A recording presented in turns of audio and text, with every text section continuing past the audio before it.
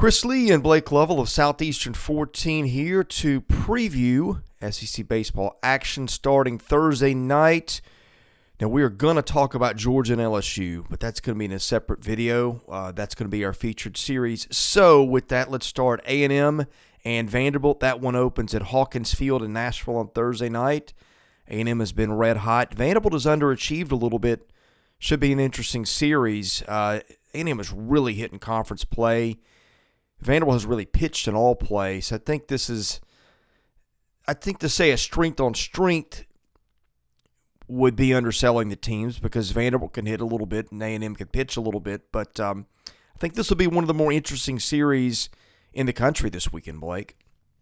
Yep, we've talked about Texas A&M a bit recently, and talked about how well they played, and you guys talked a lot about the Arkansas series and the importance of that. They won that one, and I've been playing really well recently. So yeah, it's a big one and very intriguing for different reasons. And like you said, Vanderbilt started to play better after that little stretch they had a while back where they were not playing as well. And it just seems like a nice setup for a really competitive series between these two. And it's pretty important, I think, for both, just in terms of where both stand right now. And you look at remaining schedules, those kind of things. We talked about Vanderbilt's kind of gauntlet they have the rest of the way, and and I think you just look at where A&M sits right now, and so this one should be a fun. We'll be doing hitter rankings at the site later today. In fact, I've got those about half done. I just need to put them up. Well, I've got them all done. I just have not published the article yet. But I'm anxious to see, and I will get to see a couple games in person in Nashville. Dylan Rock for A&M has maybe been the best hitter this side of Sonny DeShera in the league, and really within league play that might be debatable. Jack Moss has hit really well. There were a couple of transfers for A&M. The lineup is hitting pretty well for them right now. But Vandy last week had 17-plus no-hit innings in a row, which is unbelievable. Got a no-hitter against Kentucky between Chris McIlvain and Christian Little.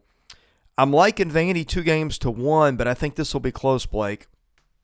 No, I agree. Should be a great series. And, I think, as we always say, the home teams are usually lean that direction. But, I think this should be really good based on how both teams are playing. So, okay, also Thursday night, Alabama travels to South Carolina. Carolina has been better at home than on the road.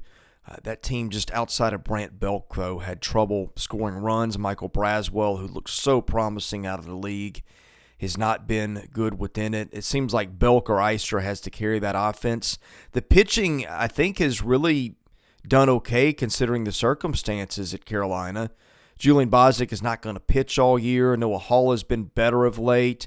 Will Sanders has been a really good pitcher for them and one of the more talented starters in the league. But I'm just not sure if Carolina's got enough hitting, although on the other hand, Alabama, not one of the league's better hitting teams. There's really no carrying star there.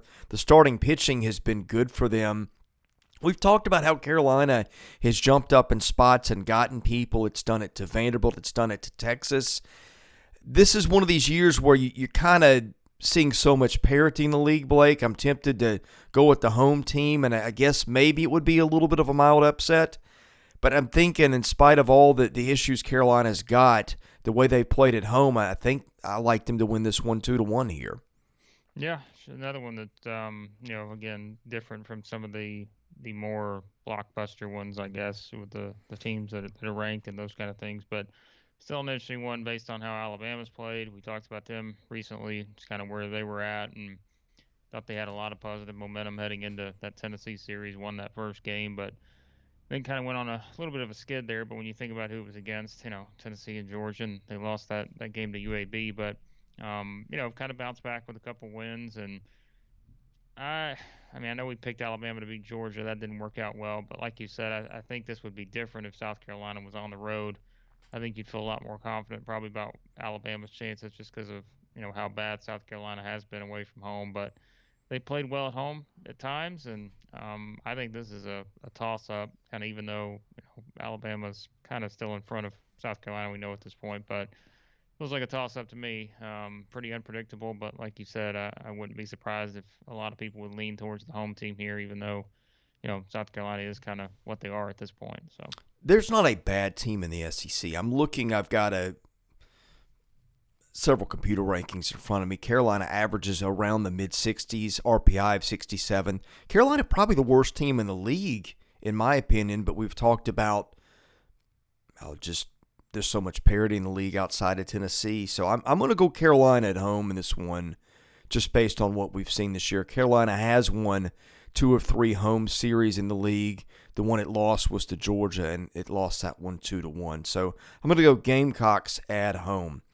Okay, I think one of the more interesting series, maybe the most interesting one outside of Georgia LSU, could be in Knoxville. Auburn goes to Tennessee. The Vols just hit him pitch up and down the roster. Auburn has been carried by Sonny DeChara and Blake Rambush in conference. Gonzalez on Sundays has been tremendous. Their other pitching has been good at times too. If you get into Skipper and Burkhalter and you're Auburn with the lead, you're feeling pretty good about things. Although I don't know that you ever feel good about playing Tennessee anywhere, anytime, under any circumstance. Tennessee's going to win this series, Blake, but I think Auburn can take a game.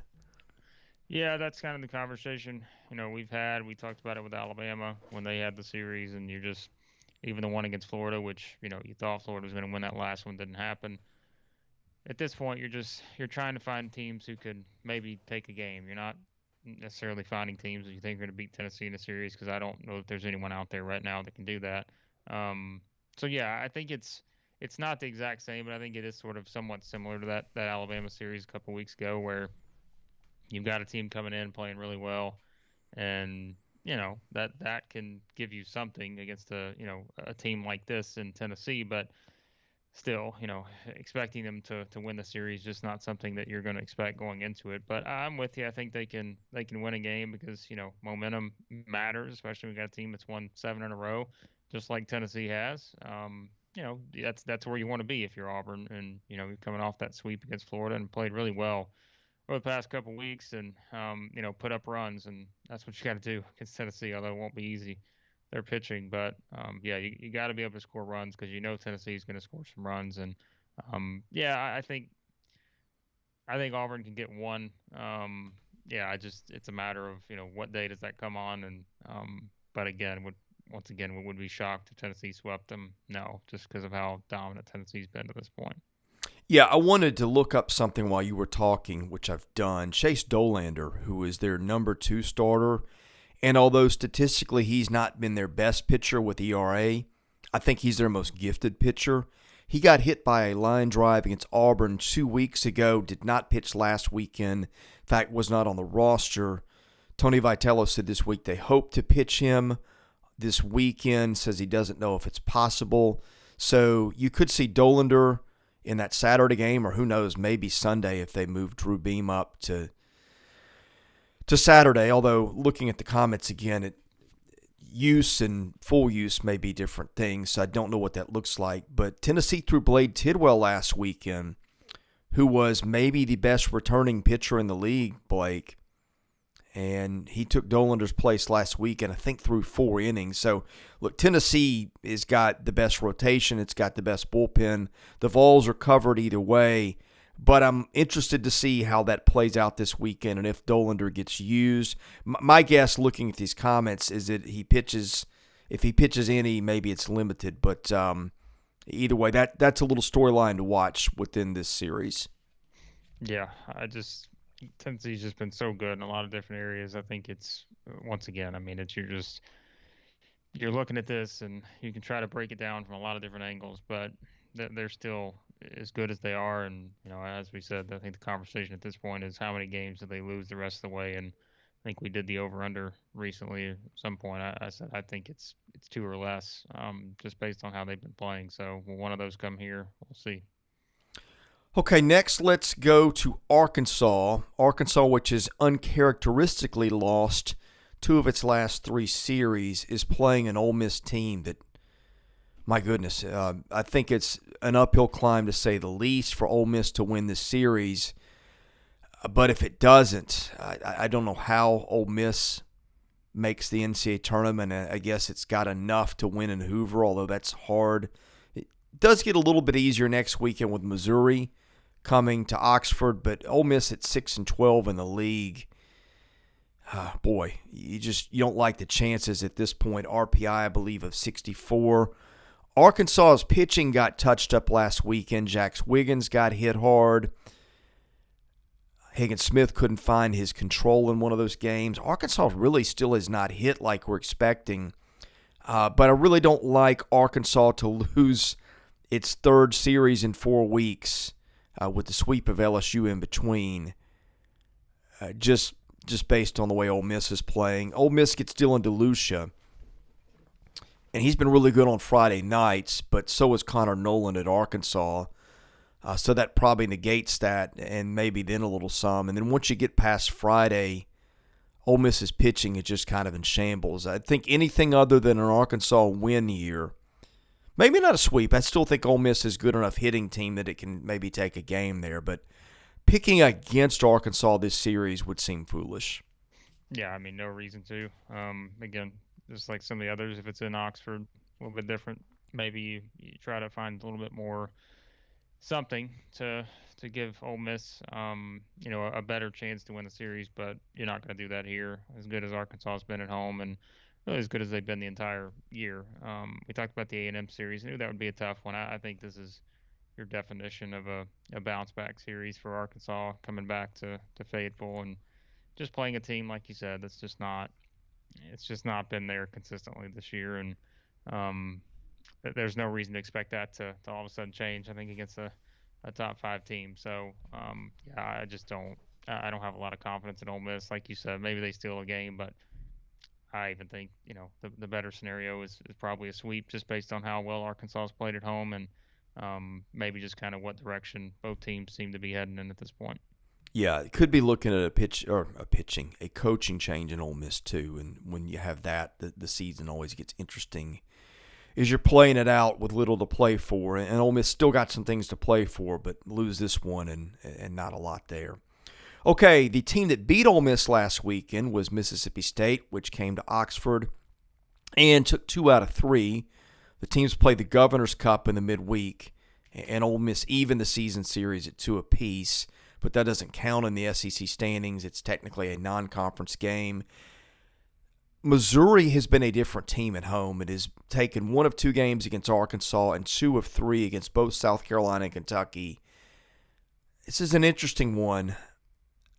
I feel like State picked up a little bit of momentum last weekend, though. I feel like State's got a little bit more in terms of starting pitching, a little bit better lineup. State just took a road series last weekend, as we mentioned. It has lost 2 of 3 at Georgia and Arkansas. Almost a toss-up, and Missouri actually beat State last year in Starkville, 2 out of 3, in one of the strangest series we saw all last season. I still like State in this one, although I'm not bet the house on it. Yeah, this is another one of those. I think it's not the exact same. I think kind of similar to a few of these others. Maybe Alabama, South Carolina, those kind of ones where it's hard to get a great grasp on probably either team at this point, just because you've seen the good and the bad. And um, I I think that's probably the better choice is going with Mississippi State. I mean, it's I've looked at Missouri's obviously they've played well at home, as we can say about a lot of teams, and they've hit the ball well at home in some of these series. But I'm with you. We talked about kind of the importance of that Ole Miss Mississippi State series for both, and kind of what that could do for one or the other, depending on how it kind of played out. And yeah, I mean, I think just for Mississippi State coming off that, having a little bit more momentum. I mean, remember too. I mean, they were coming off the win against Auburn too, and seemingly have really played very well over the past couple weeks now. And yeah, I think this is probably one of the more competitive ones too, just in terms of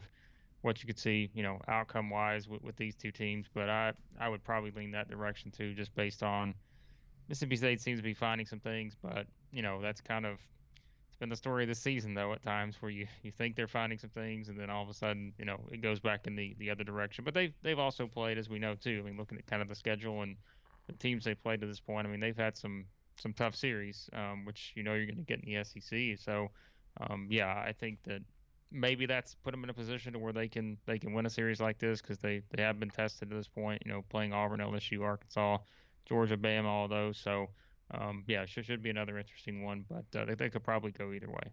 For what it's worth, the non-RPI computers have this as a toss-up, and of course, again, it's in Missouri. I'm still going to go State 2-1, but we'll see. All right, last one: Kentucky at Florida. Florida at 6-12. But before we disregard the Gators, here's been Florida's series so far: wins 2 out of 3 at Alabama, loses 2 out of 3 at LSU, loses all 3 at Georgia, takes 2 of 3 against Arkansas in Gainesville, loses 2 out of 3 at Vanderbilt, and loses all 3 against Tennessee and Gainesville last weekend. Florida, for 3 or 4 years now, has been a markedly different team at home, which is where the Gators are this weekend. Now, Kentucky, the pitching has become a little bit of a mess with 2 starters out. Darren Williams done for the year. Cole Stupp done for the year. 2 really good arms for them. Florida, I'm guessing, will be without Hunter Barco again. The Gators kind of went, I don't know if committee's a fair way to say it, on Friday night, which is kind of what Kentucky did last week too, going Mason Hazelwood, and then saved its better bullpen arms for Saturday and Sunday when it was competitive against Vanderbilt. In fact, won a 1-run game and then lost a 2-run game.